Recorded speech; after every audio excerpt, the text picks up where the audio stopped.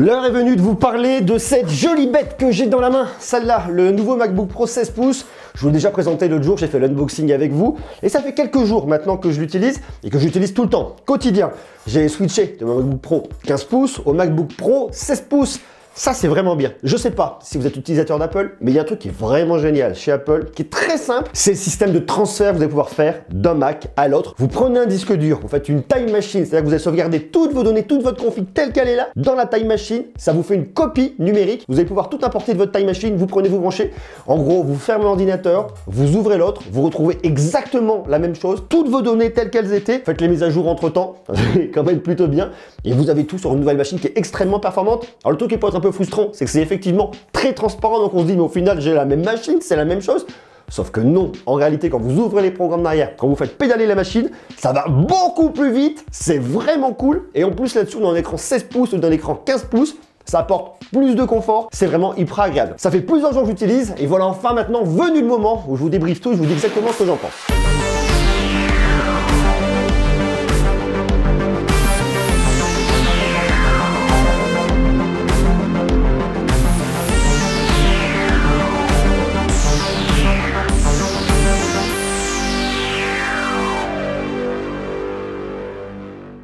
Ça fait déjà un bon moment que je suis équipé Apple et que j'utilise un MacBook Pro pour pouvoir travailler dessus. J'ai appris à faire tous mes montages sur Final Cut. Je ne travaille que sur Final Cut, ce qui est bien, mais ce qui est aussi peut-être un inconvénient parce que je ne travaille pas sous Premiere, je ne connais pas Premiere. Donc je ne suis pas flexible pour passer d'un Mac à un PC si je le souhaite.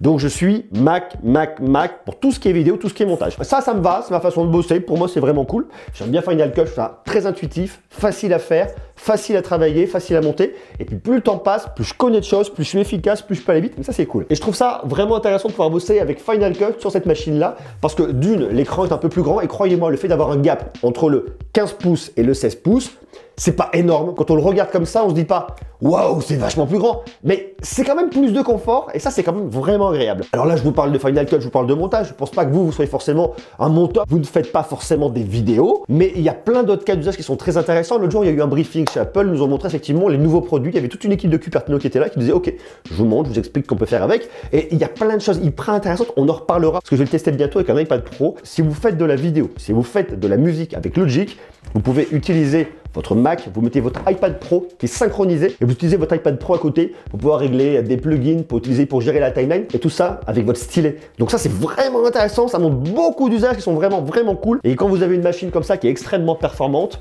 alors ça dépend de la config que vous avez, mais si vous prenez tout de suite ce qui va le mieux, eh bien croyez-moi, c'est un vrai plaisir. Il n'y a pas de ralentissement, ça marche bien. On rentre un peu dans le détail, hein. Je vais vous tout expliquer, je vais vous donner vraiment mon retour d'expérience par rapport à cette bécane-là. Et franchement, je suis très satisfait. Il y a une vraie différence entre la config que j'ai sur le MacBook Pro 15 pouces et la config que j'ai ici sur le MacBook Pro 16 pouces. On garde le même design en fait. C'est quand vous regardez comme ça, c'est exactement le même design. On a une machine qui fait à peine 2 kg. C'est vrai que de prime abord, quand vous le regardez comme ça, on a le même design que sur le MacBook Pro 15 pouces. On a les mêmes codes. L'écran, par contre, est un peu plus grand. Au niveau du clavier, c'est pareil. On a le même fonctionnement. Un énorme trackpad là. Votre clavier, alors le clavier est différent. Je vais vous le montrer dans quelques instants. Il y a des nouveautés, notamment le retour de la touche Escape qui est là. On va le détailler dans quelques instants, mais d'un point de vue design général, c'est la même chose. On est sur un MacBook Pro. Apple garde le design qui fait sa force. On voit la patte, on reconnaît la marque, ça marche plutôt bien. Même derrière, ici, là, c'est exactement le même profil, exactement le même design des MacBook Pro. On ne change pas une équipe qui gagne. Le truc qui va être un petit peu différent, c'est les bords sur le côté. Je vous l'ai déjà montré lors de l'unboxing. Vous avez des bords qui ont été réduits sur le côté, mais également sur le haut. Ça vous permet d'avoir un MacBook Pro plus fin, avec un écran qui va occuper plus d'espace. C'est beau, c'est joli, c'est efficace. Ça marche. L'écran, parlons-en justement. On a un écran Retina 16 pouces, 3072 pixels par 1920 pixels. Une fois de plus, les dalles sont maîtrisées par Apple. C'est une dalle IPS que je trouve lumineuse. Là, je ne voulais pas pousser à fond. Attendez, je vous pousse, tac, la luminosité à fond. Je la trouve lumineuse, de bonne qualité. La calibration est vraiment bien, que ce soit pour travailler, regarder du contenu multimédia, pour naviguer sur Internet, sur tout ce que vous voulez. On a vraiment une machine qui est extrêmement performante, qui reste dans l'ADN de ce que sait faire Apple, c'est-à-dire des machines extrêmement bien calibrées, très efficaces, très élégantes, et ça marche. À noter que l'expérience audio est intéressante. Vous avez bien évidemment du son. stéréo, mais vous avez un son qui est hyper bien spatialisé parce que vous avez pas moins de 6 haut-parleurs tout autour de la bécane. Ça vous permet de profiter d'un son plus immersif, un son clair, un son de bonne qualité, compatible Dolby Atmos. Et lorsque vous voulez faire des conférences, discuter, échanger, faire un FaceTime, tout ce que vous voulez, vous avez pas moins de 3 micros qui vont être là pour optimiser la captation de votre voix et réduire le bruit ambiant. Donc ça aussi, c'est vachement bien. On va se faire un petit test, je vous mets de la musique. Alors le micro est sur moi, j'ai un micro cravate qui est posé sur moi. Donc là, vous êtes vraiment à la place de l'utilisateur. On va se mettre un coup de musique, regardez, tac, tac, tac, sur Artlist. Je vous mets un truc, vous allez voir, le son est vraiment hyper cool. Hein, regardez. Je sais pas si vous vous rendez compte, mais là, il y a quand même vachement de son. Alors là, je l'ai poussé à fond. Vous le voyez dans la touch bar. Je peux venir ensuite le moduler comme je veux.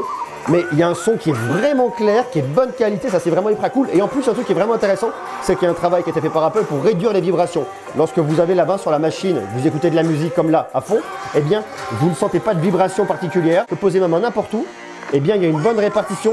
Je ne sens pas un ordinateur qui va vibrer avec le son. Et ça, croyez-moi, c'est vraiment cool parce qu'on peut vouloir écouter de la musique forte, continuer à travailler comme ça, sans le trackpad nous taper, et pas se retrouver avec une main qui bouge au rythme de la musique.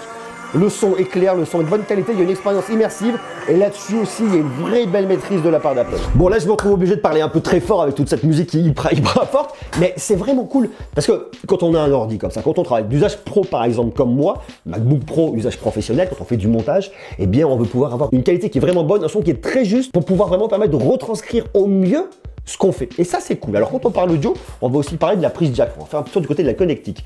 Là, vous avez, regardez, hop, je me planque. Là, vous avez une petite prise jack 3.5 qui va vous servir pour brancher votre casque. Lorsque vous voulez pas embêter tout le monde, vous voulez vous isoler, vous mettez un casque, série, travail, professionnel, tout ce que vous voulez. Donc ça, c'est complètement possible. Et vous avez aussi 4 ports Thunderbolt 3. Vous en avez 2 de ce côté-là, tandis qu'ici, vous avez les 2 autres. Ces ports Thunderbolt 3 vont servir pour brancher, par exemple, des disques durs externes si vous voulez bosser dessus, notamment pour de la vidéo. Si par exemple, vous prenez un stockage en 512 et que vous voulez pouvoir travailler avec un disque dur externe, eh bien, vous pouvez. Vous les branchez en Thunderbolt 3, c'est bon, ça écrit vite, c'est très cool. Vous pouvez aussi brancher jusqu'à 2 moniteurs 6K. Et qui dit MacBook Pro dit surtout performance, dit machine performante, une machine qui va pouvoir tout faire, calculer très rapidement, faire vos rendus le plus rapidement possible. Ça, c'est vraiment tout l'ADN de cette bécane. Alors, vous avez le choix entre 2 configs, Intel Core i7, Intel Core i9. La carte graphique, c'est une AMD Radeon Pro série 5000M. Vous pouvez aller jusqu'à 64 Go de mémoire et 8 Tera au niveau de votre stockage en SSD. Alors moi, ma bécane, j'ai une config qui est vraiment hyper cool. J'ai un Intel Core i9 qui est cadencé à 2,4 GHz, 32 Go de mémoire DDR4, 2 Tera de stockage en SSD et j'ai une AMD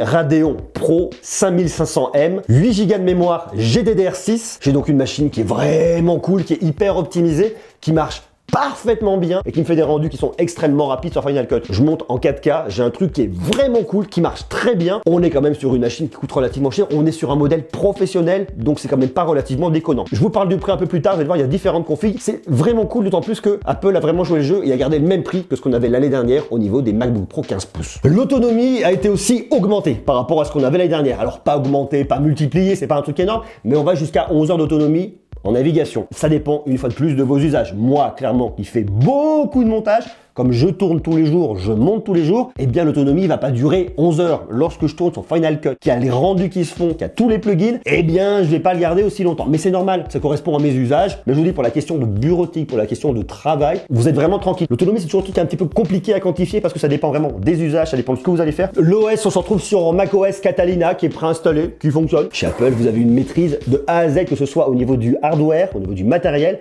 et au niveau software, de point de vue logiciel. Vous voyez, je sais, je fais de l'anglais et du français, tout se mélange en même temps. Mais ça, c'est vraiment une des forces de la marque, quel que soit son matériel. Que ce soit sur les iPhones, sur les Macs, sur tout ce que vous voulez, il maîtrise la chaîne de A à Z. Donc vous avez un truc qui est absolument optimisé. Et c'est en tout cas pour moi un des points forts de cette machine. Un des points très importants sur ce MacBook Pro de cette année, c'est la question du clavier. Il y avait eu des problèmes sur les anciennes versions avec le clavier papillon. Apple a revu sa copie, vous propose un Magic Keyboard qui est inspiré du Mac Pro. J'ai l'impression qu'on a une course qui est un peu plus longue. Apple nous annonce une course de 1 mm.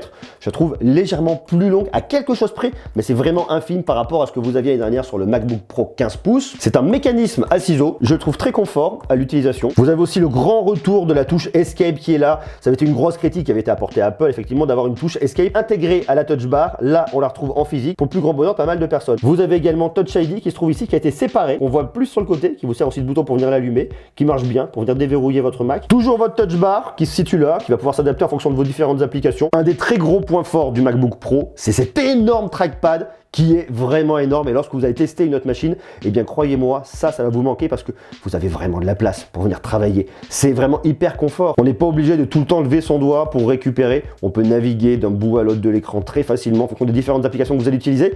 Il y a beaucoup de confort. Clic droit, clic gauche, ça fonctionne, c'est cool. D'un point de vue global, l'expérience clavier trackpad fonctionne très bien. Bon, vous retrouvez également votre petite caméra FaceTime qui est planquée juste là, par là, elle est où? Je la vois pas tellement qu'elle est bien planquée. Elle est là. Petite caméra FaceTime. Vous avez également du Bluetooth 5.0. Alors moi, dans l'absolu, c'est une machine que j'aime bien. On est sur une évolution de la gamme. Le fait d'avoir cet écran 16 pouces, ça apporte quelque chose de plus, mais on aurait pu avoir un écran 15 pouces et avoir toujours autant plus de performance. La grosse nouveauté se situe vraiment là. Premier point, c'est l'écran 16 pouces. Deuxième point, c'est le clavier qui change pour éviter tous les problèmes, toutes les déconvenues qu'il y a eu avec le clavier papillon. Donc un MacBook Pro qui est amélioré, un MacBook Pro plus performant, mais surtout une direction qui est intéressante, qui est prise par Apple. Apple est toujours à l'écoute des clients en disant ok, des problèmes au niveau du clavier, on corrige, on modifie, on rectifie le problème, on passe sur autre chose. Ok, la touche Escape ne marche pas, ok, on vous écoute, on la rajoute. Donc il y a une vraie écoute de la part d'Apple au niveau des clients, donc ça c'est plutôt intéressant. Un MacBook Pro moi, que j'aime bien. Je vous le disais tout à l'heure, effectivement, au niveau des tarifs, Apple n'a pas déconné et pour le coup a vraiment joué le jeu par rapport à un consommateur.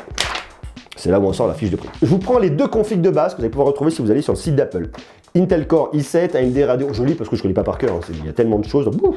AMD Radeon Pro 5300M, 4 Go de mémoire GDDR6 pour votre carte graphique, 16 Go de RAM DDR4, 512 Go en SSD. Là, vous êtes à 2699 €. Alors 2699 €, c'est de l'argent, c'est beaucoup d'argent, j'en conviens, mais on reste dans les tarifs d'Apple. Et si vous regardez effectivement à la concurrence, vous allez pouvoir trouver sur des configurations équivalentes, eh bien, on se retrouve dans cette même gamme de prix. Donc on est sur un modèle professionnel. Si on veut quelque chose effectivement d'un peu moins cher, on va aller sur un MacBook Air. Mais si vous voulez un modèle pro avec beaucoup de performance, le MacBook Pro, comme son nom l'indique, marche très bien. Et alors après, si vous voulez monter au niveau de la config, Intel Core i9, AMD Radeon Pro 5500M, 4 Go de mémoire GDDR6 graphique, 16 Go de RAM DDR4, 1 Tera de stockage en SSD, vous arrivez à 3199 €. On a une différence de 500 € et ça peut valoir le coup de monter sur un Intel Core i9 en fonction de vos usages, bien évidemment. C'est toujours la question des usages qui doit être privilégiée plutôt que la question des specs. Ça sert à rien d'avoir une machine extrêmement performante si derrière vous n'allez pas l'utiliser, si vous n'avez pas l'usage. Et après, vous allez pouvoir monter en prix en fonction de la configuration que vous allez souhaiter avoir. Et tout de suite, c'est vrai que les prix peuvent relativement s'envoler. Ça dépend de ce que vous voulez faire. Si vous faites de la vidéo comme moi, prenez au minimum 32 Go de mémoire DDR4. Déjà, si vous passez de 16 à 32, il faut rajouter 480 €. Ça monte 64 960. Et si je monte sur ma carte graphique, je veux passer de 4 Go de mémoire GDDR6 à 8 Go, et bien je vais rajouter plus 120 €. Bon, pourquoi pas, ça dépend effectivement de ce que vous faites, hein. Donc ça, c'est vraiment à prendre en compte. Et après, il y a toujours la question du stockage qui là va tout de suite monter. Là, j'avais la config 1 Tera. Si je passe à 2 Tera, c'est plus 480. 4 Tera, plus 1200 €. 8 Tera, plus 2640 €. Et là, ça devient quand même relativement dingue. Mais ça dépend une fois de plus de vos usages, ça dépend de ce que vous allez en faire. Dites-vous bien que lorsque vous allez acheter une machine comme ça, avec la performance que vous avez derrière, c'est une machine que vous allez garder entre 5 à 10 ans. C'est un usage professionnel, on réfléchit amortissement dans le temps, ça coûte cher, ok, mais par contre derrière vous avez de la performance, de un OS qui est maîtrisé, qui marche très bien. Cette machine je la trouve vraiment cool, elle marche très bien. Pour moi le gros point intéressant, c'est le plus en termes de performance, ce qui me permet vraiment d'améliorer significativement ma productivité. Vous, comment vous le trouvez? Est-ce que vous utilisez un MacBook Pro? Est-ce que vous avez un MacBook Pro 15 pouces? Est-ce que vous pourriez aller sur un MacBook Pro 16 pouces? Est-ce que vous l'avez déjà? Et quel logiciel vous utilisez si c'est le cas? Comme moi, Final Cut, Photoshop. Est-ce que vous êtes musicien, musicienne, Logic Pro? Et est-ce que vous utilisez le combo MacBook Pro, iPad Pro? Je testerai dans quelques temps, ça a l'air vraiment très intéressant, j'ai vu plein de choses, j'ai hâte de le faire. Dites-moi tout ça en bas en commentaire, quant à nous on se retrouve dès demain pour continuer à parler tech. Je vous embrasse, à demain, ciao.